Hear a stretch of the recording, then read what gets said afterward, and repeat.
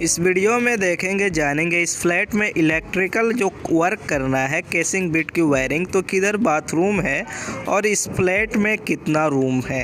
Attach bathroom भी है एक रूम में, और कुछ रूम में यहाँ पे एसी पॉइंट भी आपको बनाना पड़ेगा क्योंकि एसी इनको लगाना है, और light point power plug generally रहेगा। तो किस तरह से मार्किंग करते हैं प्रॉपर तरह से, कितना हाइट पे आपको लाइट पॉइंट लगाया जाता है, यानी जो लाइट पॉइंट की हाइट रहती है वो ज़मीन से कितना होना चाहिए, किस रूम की हाइट से किस तरह से कटिंग करते हैं बीट का।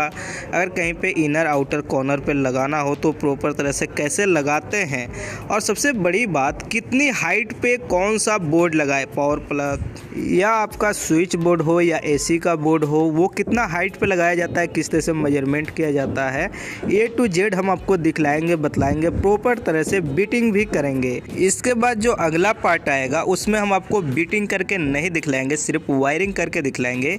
इस पार्ट में आपको देखना है कि प्रॉपर तरह से वॉल पे किस तरह से बीटिंग करते हैं ताकि मजबूत रहे, कभी छोड़े नहीं वॉल से, कभी लटके नहीं। तो चलिए दोस्तों, इस वीडियो को शुरू से अंत तक जरूर देखिए कि प्रॉपर तरह से बीटिंग कैसे करते हैं। तो जैसे कि ये हमारा फ्लोर है और ये फर्स्ट फ्लोर है, नीचे हमारा ग्राउंड फ्लोर है और इसके अंदर हमें अपना इलेक्ट्रिकल काम करना है। ये हमारा हॉल है। एक चीज़ और देखेंगे इसमें, तो ऊपर सीलिंग में आपको फैन बॉक्स दिखाई दे रहा है। साइड में जो बेंड ड्रॉप हुआ है छत के ढलाई के समय, जो हम लोग बेंड ड्रॉप करते हैं फैन बॉक्स लगाने के बाद, वो भी आपको दिख रहा है। तो जिस समय छत की ढलाई हुआ था उस समय इसमें पाइप भी डाला गया है, फैन बॉक्स भी डाला गया है। लेकिन अब पार्टी का कहना है कि हम इस समय केसिंग बीट वायरिंग कराएंगे। जिस समय ढलाई हो रहा था उस समय पार्टी का कहना था अंडरग्राउंड कराएंगे, लेकिन अब इनका कहना है केसिंग बीट वायरिंग कराएंगे। तो ऐसा होता है, इसमें कोई बड़ी बात नहीं है। अब यहाँ पे देखेंगे तो बाथरूम है।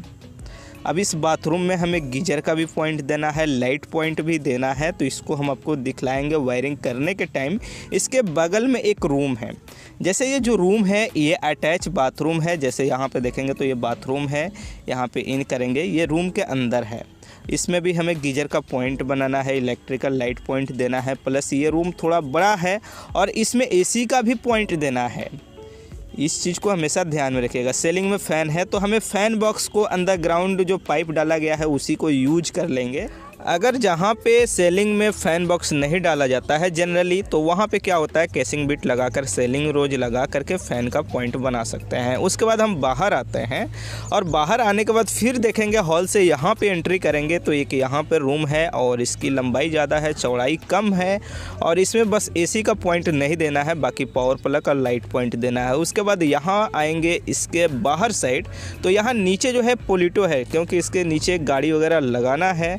लेकिन यहाँ पे ये इस तरह से ग्रिल चारों साइड से दिए हैं, 3 साइड से, एक अंदर के साइड से वॉल है और पूरा हवादार ये बनवाए हुए हैं। इसको बालकोनी भी कह सकते हैं। सीलिंग में फ़ैन बॉक्स दिया जाएगा, प्लस उसके बाद वॉल में लाइट पॉइंट दिया जाएगा, एक स्विच बोर्ड इसके अंदर लगाया जाएगा इसके अंदर। उसके बाद अगर बात करते हैं इस तरह से इस रूम में, और उसके बाद फिर बाहर आते हैं हॉल में, और हॉल में आने के बाद आप देखेंगे तो इस साइड तो ये रूम हो गया, इस साइड ये बाथरूम हो गया, और उसके बाद 2 रूम और है जो इस साइड है, जो आपको यहाँ पे इंडोर दिख रहा है, यानी जहाँ पे दरवाज़ा लगेगा रूम का इंडोर, ये वाला है। यहाँ पे सबसे पहले हम इस रूम में इन करते हैं, और यहाँ बतला दे हर रूम में अपना अपना एक होता है। कहीं पे फैन पॉइंट 1 होता है, अगर बड़ा रूम है तो 2 होगा, लाइट पॉइंट कहीं पे 3 होता है, 4 होता है, 2 भी होता है। किसी रूम में एसी पॉइंट होता है, किसी रूम में एसी पॉइंट नहीं होता है, और मटेरियल यहाँ पे है जो हमें इलेक्ट्रिकल का यूज करना है, लगाना है।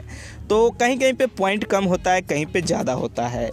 इस चीज़ को हमेशा ध्यान में रखिएगा। इसी तरह से जो दूसरा वाला रूम है इसके अंदर भी है, इसके अंदर एसी पॉइंट हमें देना है, पर हो सकता है आपका कहीं नहीं देना हो, पार्टी नहीं लगा रहा, उसका बजट नहीं हो, तो फ़ैन पॉइंट आपको देना है। रूम में तो फ़ैन और लाइट तो जनरली है, स्विच बोर्ड तो जनरली है, और एक पावर प्लग भी ज़रूरी है, लेकिन बहुत सी जगह पे लोग पावर प्लग नहीं लगाते हैं। तो यहाँ पे टोटल जो वायरिंग होगा हमारा केसिंग बीट वायरिंग होगा। जो सेलिंग में फ़ैन बॉक्स डाला गया है उसे ही यूज कर लेंगे अंडरग्राउंड में। अब यहाँ पे जैसे ये फर्स्ट फ्लोर पे आ रहे हैं, ये जीना है, इन सब रूमों का, इस फ्लैट का जो मेन डिस्ट्रीब्यूट लगेगा इस वॉल पर लगेगा, चाहे पावर प्लग का आ रहा है या एसी का सर्किट आएगा या रूम का सर्किट आएगा या जो हॉल का जो भी सर्किट है वो सब वहीं पे जाएगा। सबसे पहले इस रूम में हम आपको चलते हैं और यहाँ पे हम आपको बता दें कि सबसे पहले ज़रूरी है डिसाइड करना कि हमारा स्विच बोर्ड कहाँ पे रहेगा, एसी का पॉइंट कहाँ पे रहेगा, लाइट पॉइंट कहाँ रहेगा, पावर प्लग कहाँ रहेगा, ये ज़रूरी है। तो सबसे पहले हम यहाँ पे लेंगे ये नील हो गया आपका, और उसके बाद यहाँ पे हम जो धागा लिए हैं इसे सूत भी कहते हैं और रेशम भी कहते हैं, आपके लैंग्वेज में जो कहते हैं वो आप ले सकते हैं उस तरह से कह के। उसके बाद यहाँ पे इसको इस तरह से कलर करेंगे, सूखा हम कर रहे हैं, आप चाहें तो गीला भी कर सकते हैं। इसको हम लोग क्यों इस्तेमाल करते हैं, इसलिए इस्तेमाल करते हैं जो वॉल पे हम बीटिंग करेंगे वो बिल्कुल हमारा सीधा रहे, मार्किंग करने के लिए इसका इस्तेमाल किया जाता है। तो सबसे पहले हम यहाँ पे हाइट डिसाइड करेंगे लाइट पॉइंट का। हम सेलिंग से 1 फुट डाउन कर रहे हैं और फर्श से 9 फुट हाइट कर रहे हैं, क्योंकि इस रूम का जो हाइट है वो 10 फुट है और हाइट के ऊपर डिपेंड करता है। जहाँ पे 10 फीट हो वहाँ पे आपको 9 फुट हाइट पे ही लाइट पॉइंट लगाना है। उसके बाद यहाँ पे हम क्या करेंगे, जो कील है हमारा, जो धागा में जो सूत है जो कलर किए हुए हैं, इस तरह से एक साइड लगा देंगे। उसके बाद दूसरे साइड, दूसरे वॉल के साइड कॉर्नर पे एक बंदे को कहेंगे इस तरह से पकड़ने के लिए। उसके बाद बैक साइड से देखेंगे ये सीधा है कि नहीं है। जैसे आपको दिखाई नहीं दे रहा होगा, आप गौर से देखिएगा। जैसे यहाँ पे आप देखेंगे तो एक साइड ऊपर है, एक साइड नीचे है।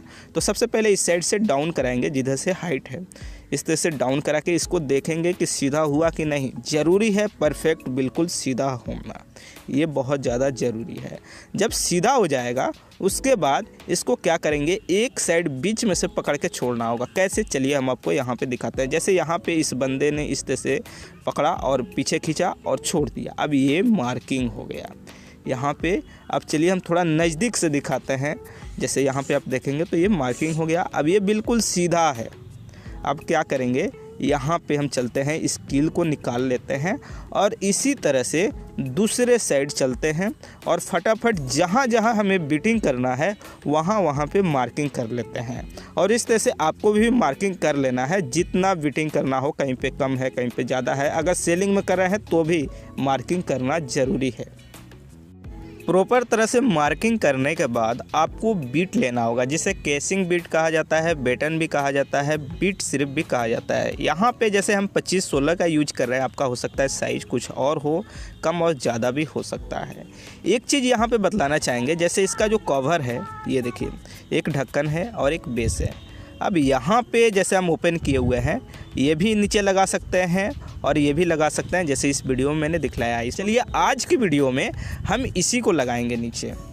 और यहाँ पे है हमारा ये बीट क्लिप, या इसे कह सकते हैं फ्लैट टाइप क्लिप। इसे यूज करते हैं हम लोग बीट को वॉल पे क्लिप करने के लिए। चलिए सबसे पहले हम आपको यहाँ पे कुछ डाउट क्लियर कर देते हैं। तो जैसे इस दोनों में से अगर आप इसको लगा रहे हैं वॉल पे, सबसे पहले तो एक वीडियो है ये वाला, इस वीडियो को देख लीजिए कैसे कटिंग करना है। आज की वीडियो में मैं इस पे बताने वाला हूँ, ये लगाऊंगा। तो इसका एसोसीरीज अगर कहीं कॉर्नर पे आपको लगाना है तो इसको इस तरह से आपको कटिंग करना होगा, ताकि इस तरह से आप कॉर्नर में लगा सकें आसानी से।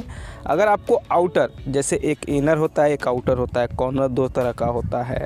अगर आपका इस तरह का है तो आपको इस तरह से कटिंग करना होगा। जैसे इसमें भी चलिए हम कटिंग कर देते हैं और इसको कटिंग करके आप इस तरह से इसको लगा सकते हैं। कम ज़्यादा हो सकता है, आपका कॉर्नर अगर भागा हुआ है तो उसके हिसाब से आपको कटिंग करके लगा लेना होगा। उसके बाद आता है एल्बो, जैसे एल होता है, इस तरह से नहीं लगा करके अगर आप इस तरह से लगाते हैं तो ज़्यादा सुंदर दिखेगा। जो मैं यहाँ पे तरीका बता रहा हूँ ये फिनिशिंग में अगर आप काम करना चाहते हैं या करा रहे हैं उसके लिए है। इसको भी अगर आपका कॉर्नर जो है कम ज़्यादा है तो आप इसको एडजस्ट कर सकते हैं, उस हिसाब से यहाँ पे कटिंग कर सकते हैं। इस टाइप का अगर कटिंग कर रहे हैं तो इस तरह के कॉर्नर में आसानी से आ जाएगा। अगर इस तरह का कॉर्नर आपको मिलता है तो इस तरह से आपको कटिंग करना होगा और यहाँ पे लगा लेना होगा इस तरह से। आपको जिस तरह से कटिंग की ज़रूरत पड़ रहा है उस तरह से कटिंग करके बीट लगाइए। अगर इस टाइप का कॉर्नर है तो इस तरह से भी आप लगा सकते हैं। उसके बाद आप बीट लीजिए, नीचे के साइड, नीचे बेस में जो भी लगाना चाहते हैं आप लीजिए और सबसे पहले मार्किंग कीजिए। छोटा भी लगता है, बड़ा भी लगता है, जितना लंबा आपको लगाना है। और मार्किंग करने के बाद कटिंग करने के लिए नीचे कोई बेस अगर रहता है तो बराबर और फ्रेश कटिंग होगा और इस तरह से आप कटिंग कर लीजिए। सबसे पहले हम यहाँ पे ये कटिंग कर लिए, उसके बाद हम यहाँ पे बीट क्लिप लेंगे और बीट क्लिप लेने के बाद इसे वॉल पे क्लैंप करेंगे। जिस तरह से हम मार्किंग किए हैं उसी लेवल पे बिल्कुल सीधा होगा हमारा और उस पर हम लगाएंगे एक बीट क्लिप। उसके बाद हैम्बर लेंगे और इस तरह से हैम्बर से इसको इस तरह से क्लैंप कर देंगे बराबर।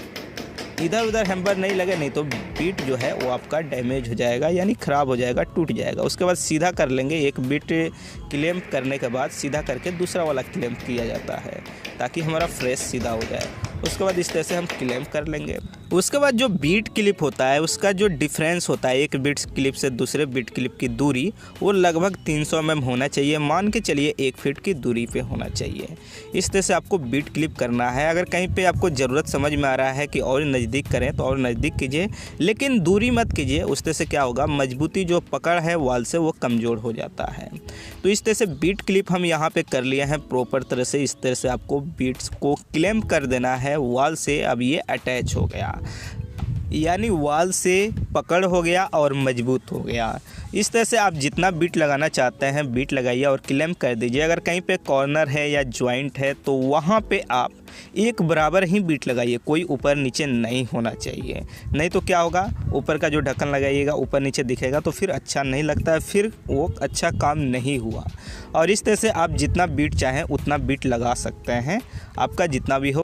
उसके बाद कहीं पे आप टुकड़ा बीट लगा रहे हैं, क्लैंप कर रहे हैं, जॉइंट है तो कोई दिक्कत नहीं, आप लगाइए। लेकिन हमेशा ध्यान रखिएगा क्लैंप करने के टाइम दोनों साइड जो बीटिंग है वो बराबर होना चाहिए, कोई ऊपर नीचे नहीं होना चाहिए और बीच में गैप नहीं होना चाहिए। इस तरह से आपको जितना बीटिंग करना है उतना आप बीटिंग कर सकते हैं।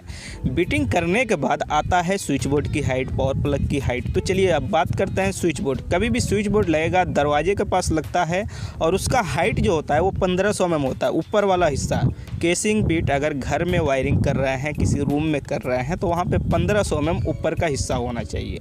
उससे क्या होगा, ना आपको भद्दा नहीं दिखेगा, ना नीचे दिखेगा, ना ऊपर दिखेगा। और पार्टी अगर कहता है कि थोड़ा बहुत अप डाउन करने के लिए तो 100 mm 50 mm कर सकते हैं, कोई दिक्कत नहीं है। उसके बाद बीट लीजिए, कटिंग कीजिए और उसके बाद 1500 mm पे इसको क्लैंप कर दीजिए। उसके बाद आता है पावर प्लग। जो पावर प्लग होता है अगर बेड के पास है, जैसे कि वहाँ पे बेड लग सकता है, तो वहाँ पे हमेशा ध्यान में रखिएगा 1100 mm हाइट पे लगाना है। नहीं तो अगर जहाँ पे बेड नहीं है वहाँ पे आप 800, 900, 500 mm नीचे तक कर सकते हैं, लेकिन अच्छा नहीं लगता है 500 mm। केसिंग बीट वायरिंग में कम से कम 900 mm रखिए। अगर जहाँ पे बेड है वहाँ पे 1100 mm रखिए और उसके बाद उसे क्लैंप कर दीजिए। इस तरह से हमारा ये पावर प्लग का हो गया। उसके बाद आता है एसी का पॉइंट।